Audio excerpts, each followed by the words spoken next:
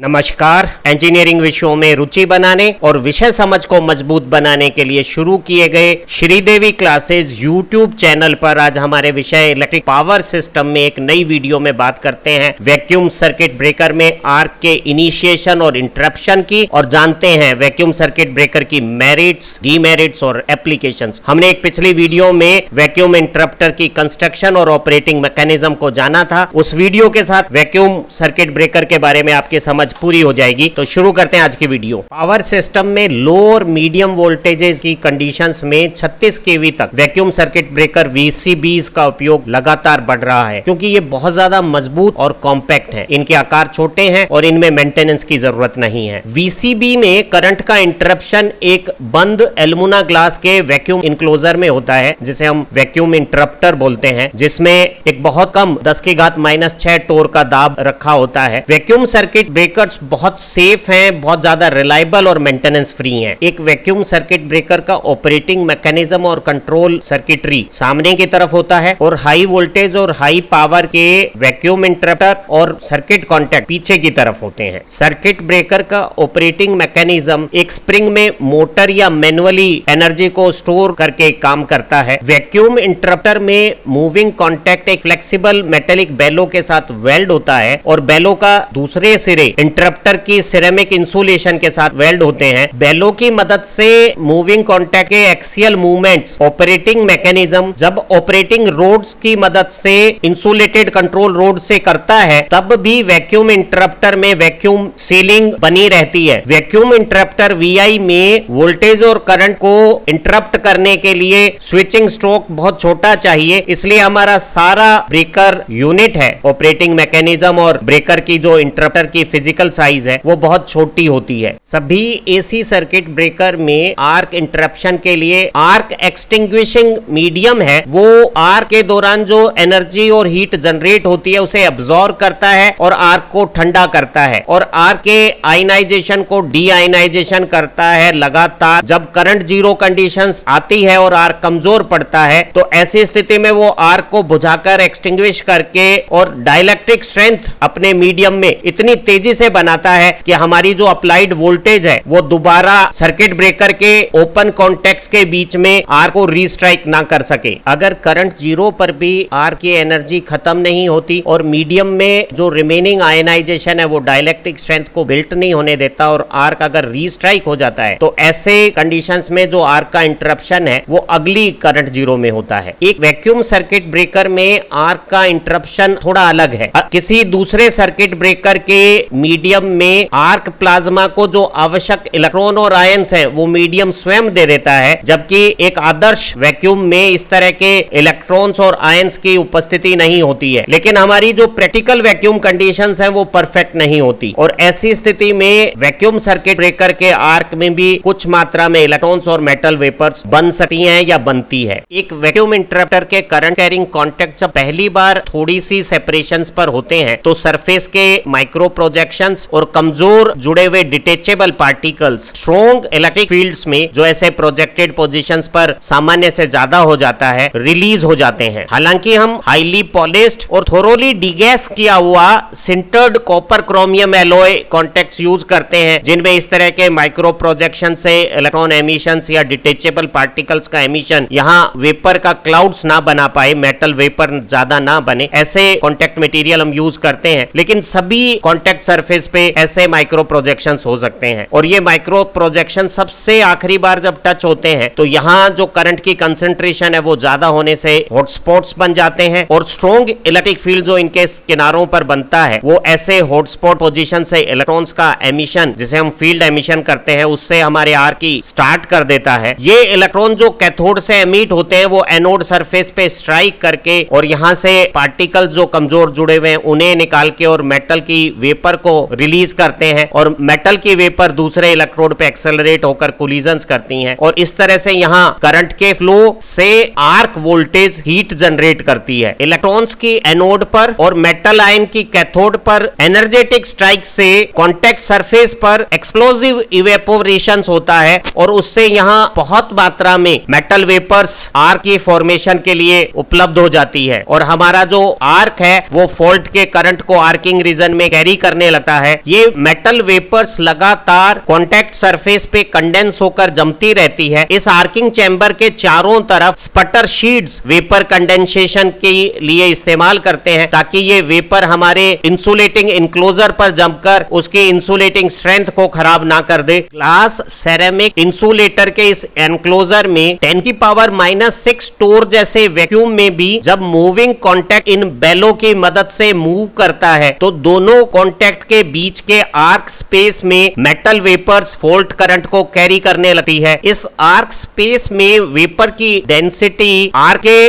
Current और दोनों contacts के बीच के सेपरेशन पर डिपेंड करती है। आर्क के मेटेलिक प्रोडक्ट्स इन कॉन्टैक्ट्स पर भी डिपॉजिट होकर कंडेंस होते हैं, और जो आर्किंग चैम्बर के चारों तरफ स्पटर शील्ड लगाई हुई है, उन पर भी वेपर कंडेंस होकर तत्काल जम जाती है और आर्क में वेपर की अमाउंट बढ़ती नहीं है। जिस समय करंट जीरो कंडीशंस आती है, तो 10⁻⁸ सेकंड से भी कम समय में आर्क बहुत जल्दी से एक्सटिंग्विश हो जाता है और करंट इंटरप्ट हो जाता है। करंट जीरो कंडीशन पे आर्क के एक्सटिंक्शन और करंट के इंटरप्शन के साथ ही जो मेटेलिक वेपर है वो डिफ्यूज होकर कंडेंस हो जाती है, और हमारा जो ये मीडियम है आर्किंग स्पेस का, वो बहुत तेजी से ओरिजिनल वैक्यूम कंडीशंस पा लेता है, और इस मीडियम में डाइलेक्ट्रिक स्ट्रेंथ बहुत तेजी से बढ़ती है। वैक्यूम इंटरप्टर के कॉन्टैक्ट्स के बीच में ये जो स्पेस है, इसमें वोल्टेज की रिकवरी स्ट्रेंथ शुरुआती कुछ माइक्रो सेकेंड्स के लिए 1 किलोवोल्ट पर माइक्रो सेकेंड के क्रम की है, जो हवा की तुलना में 20 गुना ज्यादा है। वैक्यूम इंटरप्टर के कॉन्टैक्ट्स के बीच में बहुत ज्यादा डाइलेक्ट्रिक स्ट्रेंथ होने के कारण केवल 10 mm कॉन्टैक्ट सेपरेशन 100 किलोवोल्ट की आरएमएस वोल्टेज यानी पीक 141 केवी भी विथस्टैंड कर सकता है। वैक्यूम एक बहुत बेहतरीन डाइलेक्ट्रिक मीडियम जैसा व्यवहार करता है। ये सभी दूसरे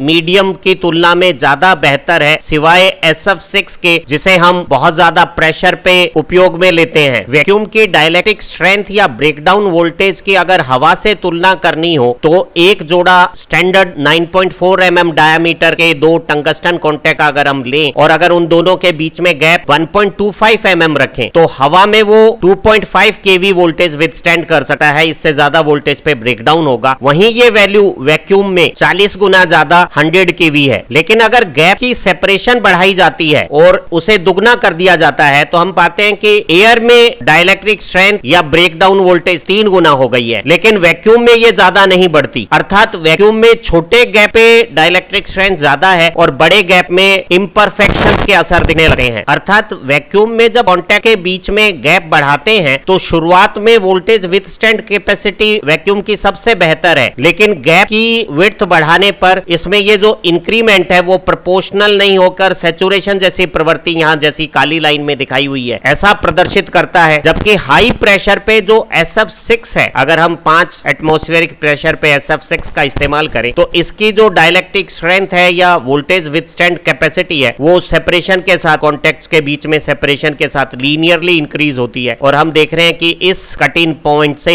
अगर कम वोल्टेज पे हमें इस्तेमाल करना है, तो ये जो काली रेखा से दिखाया हुआ वैक्यूम है वो ज्यादा बेहतर मीडियम है, और अगर हमें ज्यादा वोल्टेज पे इस्तेमाल करना है, अधिक कॉन्टैक्ट गैप के साथ सर्किट ब्रेकिंग करनी है, तो हाई प्रेशर पे SF6 ज्यादा बेहतर डाइलेक्ट्रिक मीडियम है। एक VI वैक्यूम इंटरप्टर में इंटरप्ट होने वाला करंट अगर कम हो, कुछ ही 100 एम्पियर हो, तो वैक्यूम में सेपरेट हुए इन डिस्क कॉन्टैक्ट के बीच में हमारा आर्क करंट बहुत सारे पैरेलल आर्क्स बनाता है। ऐसे पैरेलल आर्क एक दूसरे को रिपेल करते हैं और करंट का कंसंट्रेशन नहीं होकर करंट पूरे सरफेस पे इवनली डिफ्यूज होकर यूनिफॉर्मली स्प्रेड हो जाता है। आर्क के अल्टरनेटिंग करंट वेव में मैग्नीट्यूड के डिक्रीजिंग मोड में वेपर की रेट ऑफ रिलीज लगातार घटी है। मेटल वेपर भी लगातार इन कॉन्टैक्ट पर डिपॉजिट होकर कंडेंस हो जाती है, और ये जो स्पटर शील्ड है, इस पर भी डिपोजिशन और कंडेंसेशन मेटल वेपर्स का लगातार और तेजी से होता है। करंट जीरो पे आर्क में मेटल वेपर का प्रोडक्शन कम हो गया है, और उनके डिपोजिशन और कंडेंसेशन से आर्क क्वेंच हो जाएगा और करंट इंटरप्ट हो जाएगा, और केवल 10 माइक्रो सेकेंड के समय में ये जो आर्किंग स्पेस है वो वैक्यूम की ओरिजिनल कंडीशन जैसी लगभग डाइलेक्ट्रिक स्ट्रेंथ प्राप्त कर लेगा। वैक्यूम इंटरप्टर में केवल 10 माइक्रो सेकेंड में डाइलेक्ट्रिक स्ट्रेंथ का बिल्टअप हो जाना इसे आइडियली सुटेबल बना देता है कैपेसिटर स्विचिंग के लिए, जहां ट्रांजिएंट ओवर वोल्टेज भी किसी भी प्रकार का रीस्ट्राइक नहीं कर पाएगी। बहुत ज्यादा मैग्नीट्यूड के फॉल्ट करंट के आर को भी तेजी से क्वेंच करने की प्रॉपर्टी के कारण वैक्यूम सर्किट ब्रेकर जो शॉर्ट लाइन फॉल्ट्स हैं उनके इंटरप्शन के लिए भी बहुत बेहतरीन सर्किट ब्रेकर है। एक वैक्यूम इंटरप्टर में आर करंट अगर थोड़ा कुछ ही 100 एम्पियर हो तो ऐसा डिफ्यूज आर करंट जीरो की कंडीशन पे मेटल वेपर्स के स्पटर शील्ड पर कंडेंस और डिपॉजिट होने से आसानी से क्विंच हो जाता है। लेकिन अगर हमारा आर्क करंट बहुत ज्यादा हो और हजारों एम्पियर की कोटि का हो तो आर्क करंट कंडेंस होके कॉन्टैक्ट पे लोकलाइज्ड हीटिंग करने लगेगा। ऐसा concentrated heavy current contact surface पे हैवी लोकलाइज्ड हीटिंग और इरोजन करेगा और कॉन्टैक्ट सरफेस से हैवी और रैपिड मेटल वेपोराइजेशन से इलेक्ट्रिक आर्क सेल्फ सस्टेनिंग बन जाएगा और करंट जीरो पे भी इस तरह के आर्क को इंटरप्ट करना, कंसंट्रेटेड लोकलाइज्ड आर्क को इंटरप्ट करना डिफिकल्ट हो जाएगा। हजारों एम्पियर के आर्क करंट को कंसंट्रेट होने से रोकने के लिए वैक्यूम इंटरप्टर के डिस्क कॉन्टैक्ट की ज्योमेट्री में सुधार किए गए हैं। कप शेप कॉन्टैक्ट के लिए कॉन्टैक्ट की जो साइड वॉल्स है उसमें स्लोट्स बनाकर कप्स डिजाइन किए गए हैं। एक दूसरी डिजाइन में हमने कॉन्टैक्ट के प्लेन में इस तरह की स्पाइरल्स डिजाइन कर दी है, बीच में स्लोट्स काटे। दोनों ही स्थितियों में जब आर करंट इस तरह का फ्लो पैटर्न बनाता है तो आर करंट से बनने वाला मैग्नेटिक फील्ड आर को सर्कमफेरेंस की तरफ धकेलता है। कप शेप और स्पाइरल शेप कॉन्टैक्ट की ज्योमेट्री से जो करंट के फ्लो बने हैं वो करंट ऐसा मैग्नेटिक फील्ड बनाता है जो आर्क के करंट को बाहर की तरफ धकेलता है। बाहर की तरफ धकेला हुआ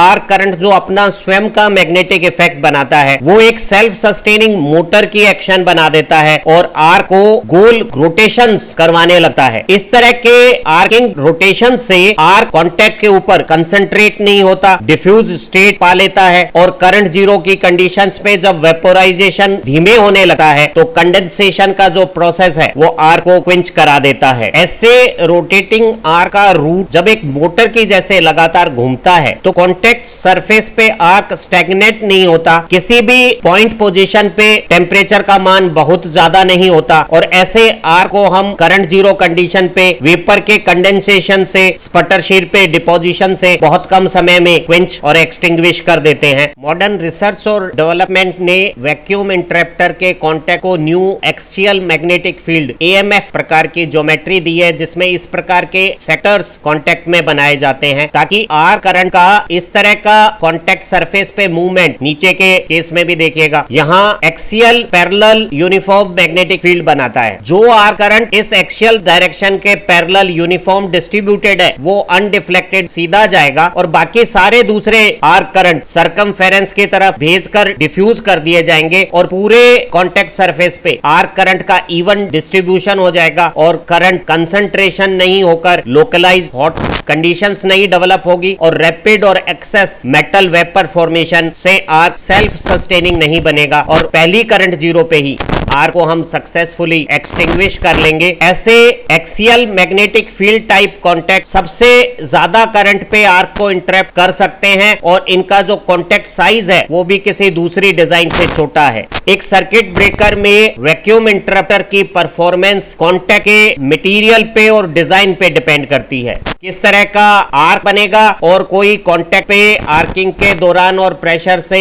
क्लोजिंग के दौरान वेल्डिंग होगा कि नहीं होगा वो कॉन्टैक्ट मटेरियल पर डिपेंड करेगा। पूरे विश्व में हम पाउडर मेटलर्जी से जो कॉपर और क्रोमियम का सिंटर्ड एलॉय बनता है उसके कॉन्टैक्ट इस्तेमाल करते हैं ताकि हमारे कॉन्टैक्ट के बीच में वेपर प्रेशर कम बने और कॉन्टैक्ट इरोजन कम होने से वैक्यूम इंटरप्टर की ज्यादा ऑपरेशन होने के बावजूद भी लाइफ अधिक रहे। वैक्यूम सर्किट ब्रेकर के एडवांटेजेस समझते हैं। वैक्यूम में बहुत ज्यादा अच्छी इंसुलेटिंग डाइलेक्ट्रिक स्ट्रेंथ है और ये बहुत छोटे कॉन्टैक्ट गैप में भी बहुत ज्यादा वोल्टेज को विथस्टैंड कर सकता है। वैक्यूम की आर्क क्वेंचिंग प्रॉपर्टी बेस्ट है और वो बहुत बड़े करंट के आर्क को भी फर्स्ट करंट जीरो पे सक्सेसफुली इंटरप्ट कर सकता है। एक वैक्यूम सर्किट ब्रेकर में फॉलोइंग एडवांटेजेस हैं। जो वैक्यूम इंटरप्टर यूनिट है उसमें किसी भी प्रकार की मेंटेनेंस की आवश्यकता नहीं है। हम इसे रिपीटेड ऑपरेशन ड्यूटी पे भी लंबे समय पे इस्तेमाल कर सकते हैं और मेंटेनेंस की लागत घटने से भले ही इनिशियल कॉस्ट में एक VCB महंगा आता है, overall cost long operating life में कम हो जाती है। एक वैक्यूम इंटरप्टर में बहुत छोटे कॉन्टैक्ट गैप में भी बहुत ज्यादा वोल्टेज सहने की क्षमता है तो आर्किंग के दौरान भी कॉन्टैक्ट का गैप सेपरेशन ज्यादा नहीं रखा जाता है तो छोटे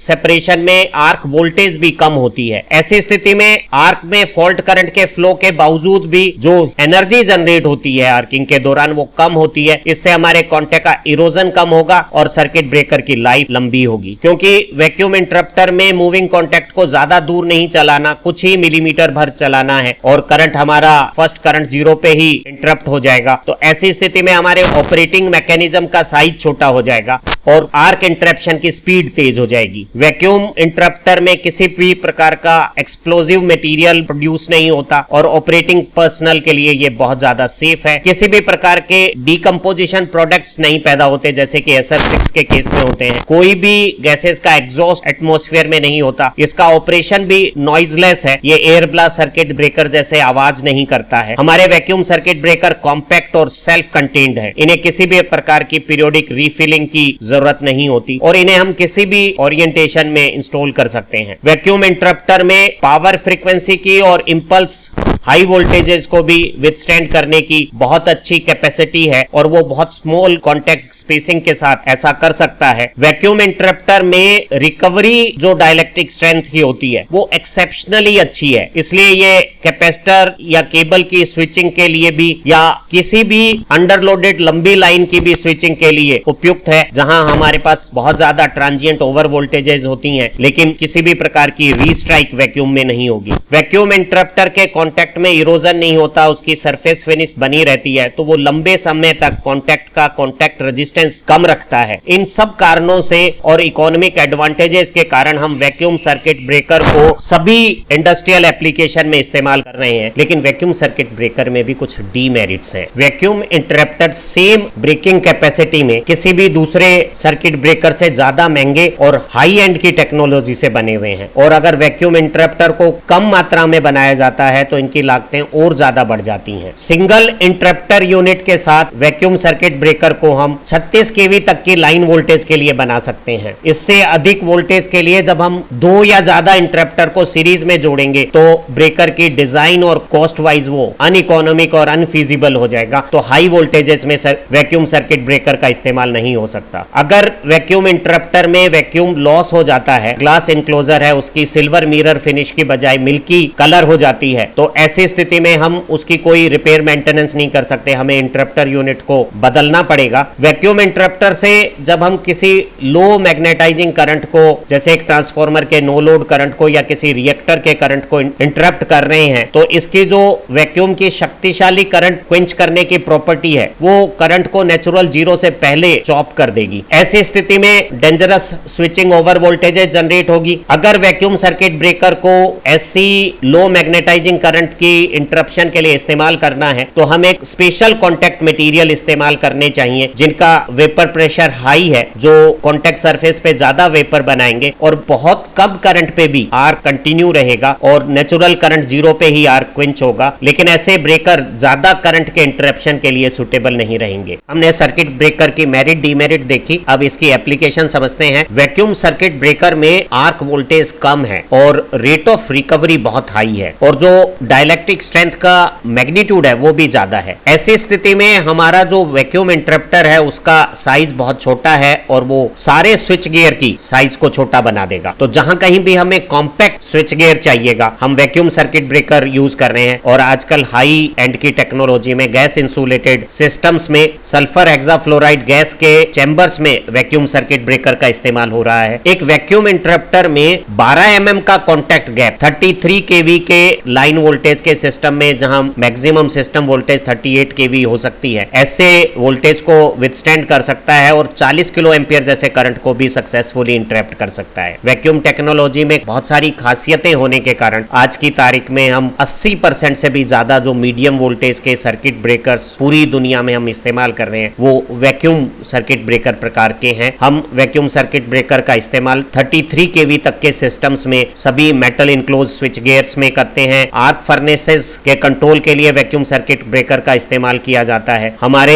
जनरेटिंग स्टेशंस के जितनी भी ऑक्सिलरीज होती हैं उन सब के कंट्रोल और प्रोटेक्शन के लिए हम वैक्यूम सर्किट ब्रेकर का इस्तेमाल कर रहे हैं और सभी इंडस्ट्रियल एप्लीकेशन में भी वैक्यूम सर्किट ब्रेकर सबसे ज्यादा प्रचलित है। वैक्यूम सर्किट ब्रेकर में गैप छोटा है और जो वोल्टेज की रिकवरी है वो एक्सीलेंट है, इसलिए जहां rate of rise of restrike voltage ज्यादा है वहां सभी जगह वैक्यूम सर्किट ब्रेकर सबसे ज्यादा उपयोगी हैं। हम वैक्यूम सर्किट ब्रेकर की फास्ट ऑपरेटिंग स्पीड के कारण इसे स्टैटिक ओवर करंट रिले के साथ इस्तेमाल कर सकते हैं और किसी फेस टू फेस फॉल्ट को ये 40 मिलीसेकंड से भी कम समय में ओवरऑल क्लियर कर सकता है। फॉल्ट के इनिशिएट होने से और स्टैटिक रिले के सिग्नल देने से और ब्रेकर के एक्शन और आर्क क्विंचिंग सारे ड्यूरेशन को सिर्फ 40 मिलीसेकंड तक सीमित किया जा सकता है। आज की इस वीडियो में हमने वैक्यूम सर्किट ब्रेकर के आर्क इंटरप्शन प्रोसेस को समझा है और उसकी मेरिट और एप्लीकेशन जानी है। इसी श्रृंखला में जो हमारी दूसरी वीडियो है वैक्यूम इंटरप्टर की कंस्ट्रक्शन और ऑपरेटिंग मैकेनिज्म को समझ सकते हैं। इन दोनों वीडियो से आपकी विषय समझ अच्छी बनेगी, परीक्षाओं में अंक सुधरेंगे, आप अच्छा पढ़ें, तरक्की करें। Have nice time, happy learning. इस वीडियो को देखने के लिए बहुत बहुत धन्यवाद।